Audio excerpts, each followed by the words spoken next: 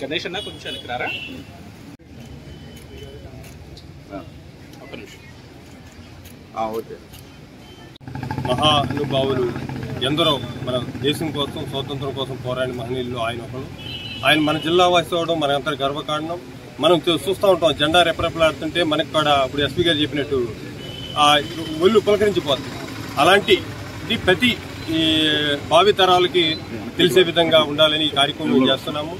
ప్రధానంగా వీళ్ళందరినీ గుర్తు చేసుకుంటూనే కాకుండా అలాగే ప్రధానంగా స్వతంత్ర సమరోధులు ఎవరున్నారో అలాగే రైతులు మన భూమి సారం వండి మన రైతులు మనం బతికిస్తున్న రైతులను గుర్తుపెట్టుకోవాలి. అలాగే తల్లిదండ్రుల్ని మనకు విద్య నేర్పిన గురువుని గుర్తుపెట్టుకుని మన సమాజంలో చేస్తున్న ప్రతి విషయం ఆచరిస్తే బాగుంటుంది అనుకుంటున్నాను. అలాగే పింగళ వెంకయ్య గారికి సరైన స్థానం రాలేదు. మన కృష్ణా జిల్లా వాసి అవడం వల్ల మనం ఇక్కడ సంస్కరించుకోవాల్సిన పరిస్థితి ఉంది. ఆయనకి సరైన విగ్రహం లేకపోవడం దురదృష్టకరం.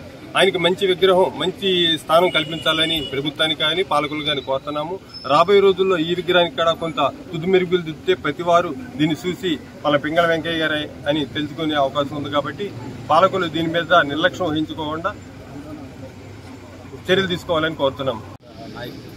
సో అటువంటి గొప్ప వ్యక్తి మన మచిలీపట్నంలో బట్లపెరుమూరు గ్రామంలో జన్మించి ఈ రోజున ప్రపంచానికి ఇంత మన భారతదేశం యొక్క ఐడెంటిటీ మన భారతదేశాన్ని గుర్తించే విధంగా ఈ యొక్క ఫ్లాగ్ని తయారు చేయడం. అలాగే మీరు ఏ దేశమైనా సరే మీరు చూడండి ఆ యొక్క దేశాన్ని మొత్తాన్ని ఒకే ఒక ఫ్లాగ్తో మనం గుర్తిస్తాం. అలాగే జపాన్ అయితే ఇండియా సూడ్ అని రకరకాల. అలాగే మన దేశానికి సిమిలర్గా ఉండేటువంటి జెండాలు చాలానే ఉన్నాయి, ఈ సిమిలర్గా ఉంది. కానీ ఫస్ట్ మనం తీసుకున్నది మన. కాబట్టి దీన్ని ఆదర్శంగా తీసుకునే జెండాలు అయితే ఉండొచ్చు, కానీ అందు మాత్రం చాలా గొప్ప పాకం అది. సో ఇది ఇటువంటి గొప్ప వ్యక్తి యొక్క పింగళ వెంకయ్య గారి యొక్క జయంతిని ఈ రోజున మనం జరుపుకోవడం.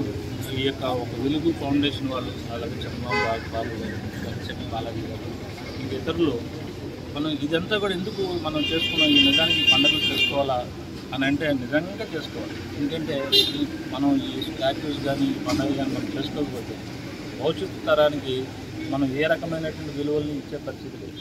ఈ రోజున స్టూడెంట్స్కి ఈ ఒక వ్యక్తిని మనం చూడాలంటే మళ్ళీ గూగుల్ చేయాల్సినటువంటి పరిస్థితి వస్తుంది.